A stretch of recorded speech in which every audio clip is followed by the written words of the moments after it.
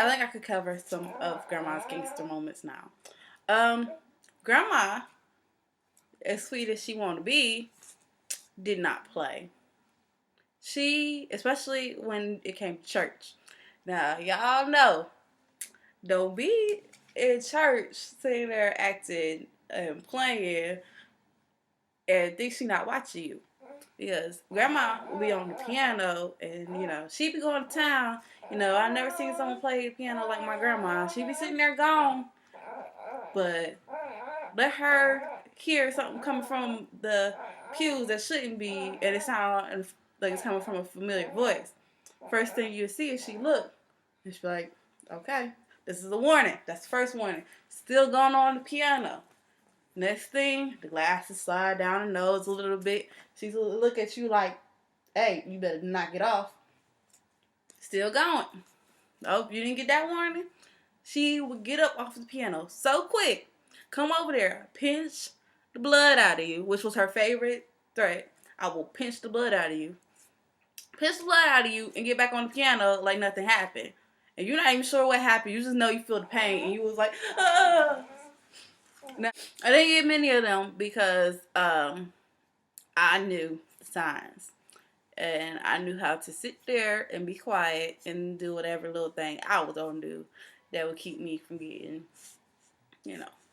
I'll separate myself and make sure I sat by myself. So when grandma came and the vengeance of grandma was rained down upon somebody, that I would not be lumped up in that group. So they over there and I'm over here, maybe by granddad or by someone else, that where I'm like, hey, that wasn't me. That was not me. Because my grandma was not short or when it came to, if I'm getting somebody, everybody in the way about to get it. Guilt by association was definitely something that happened.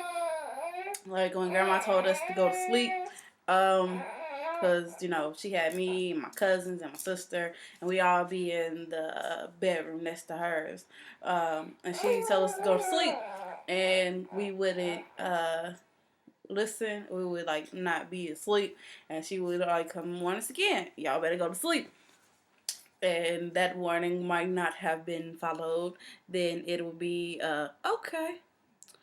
And then she just come in with switch, and at that point you better look like you sleep, because if you're not, you about to get it, and everybody that's next to you about to get it, because she don't care, because she already told y'all to go to sleep. And that's one thing. When my grandma was on the warpath, there was nothing you could do to stop it. Pretty much, you just might as well. You either gonna go hide until she calmed down, or you just disappear, or you make sure you made it obvious that you weren't a part of the mischief. Because if you were, you were about to get it. I remember my cousin tried. I don't remember what he did, but he decided he was going to hide under our bed to keep from getting a whooping. So my grandma threw a bucket of water under the bed on him. She just did. I don't remember if it was a hot or cold bucket. It probably was a cold bucket. I don't really know. And he was like, grandma, why'd you do that? I'm wet. And she was like, well, if your little A wasn't under the bed and being bad, you wouldn't be wet right now. And, when grandma was going off, even if it was funny what was going on, you dare not laugh, because then you would be getting it too. Okay. See, you such a little faker. See what? My niece is a ham, as you can see. Because I was going to just let her sit over there, but she just, no, she's not having that. Yeah, you wouldn't be safe under beds. You wouldn't be safe under a table. I've seen my grandma flip a table many a times. You wouldn't be safe on the other side of the couch. I've seen her flip a couch. My grandma did not play when when she felt like it was, it was warranted. You were going to get it. Also, my grandma, besides that, my grandma would talk about you, but it's not even like you like you hearing this from somebody, it's because she gonna say it to your face. Like I remember one day, I was like, right now, my grandma would talk about my head because it looks crazy. I'm transitioning. Don't judge me. Um, but one day, I don't know what was going on, but she was in the car and I was outside and I was talking to her through the window, and I was either holding her hand or I was like touching her arm. I was like, "Oh, grandma, you're so soft." And she was like, "Oh, thank you, baby." And then she like rubbed my, I don't know, she rubbed my hand or hold my hand. It's like, I wish I could say the same about yours. And I'm like, and you know, if anyone else had said that, I might have been like, I'm gonna punch you in your throat. But it was grandma. So I was just like, uh, I didn't even get offended. I was just like, okay, I need to do something about this. So now I have soft, pretty hands. Besides like a scar that I just got recently on this one. Um, so then when guys hold or anyone, well, guys or anyone else hold my hand, they're like, "Oh, your hands are so soft." I'm like, "Oh, really? I thought female, oh, my hands are always been like this." Or, oh, females are supposed to have soft hands. Like that's because my grandma talked about my hands being rough, but I don't have old man hands, so it's not a problem. Um.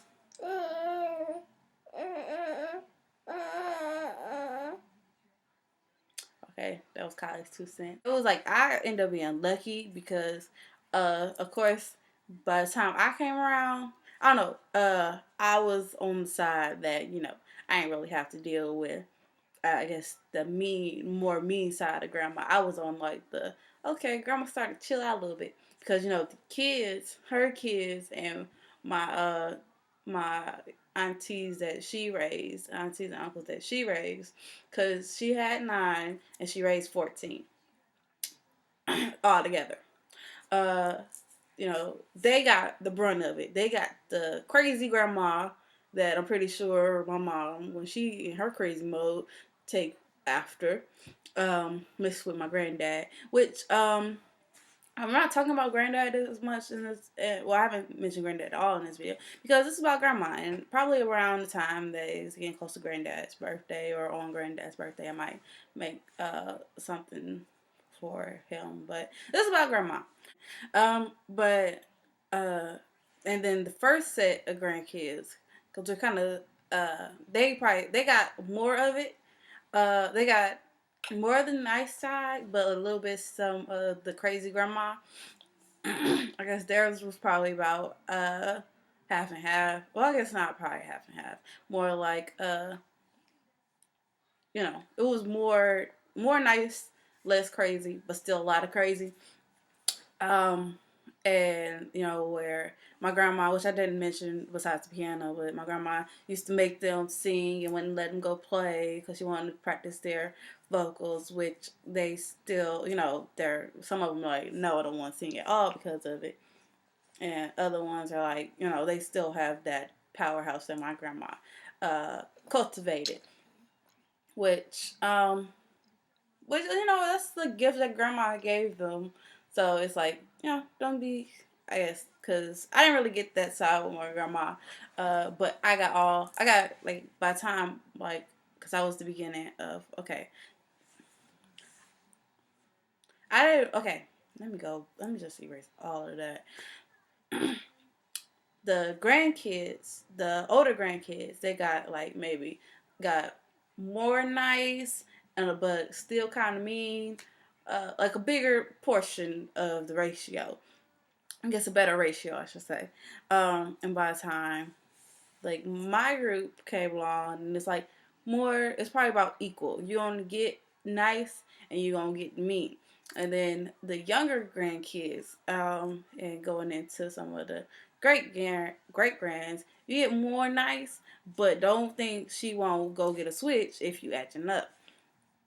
Um, which everybody has their special memories, and I guess it's kind of cool because all our memories are kind of intertwined, because even if my stories might be a little bit different than yours, you still have, I guess, where you could elaborate on some of the stories that I have told, even though I haven't really told that many. Um,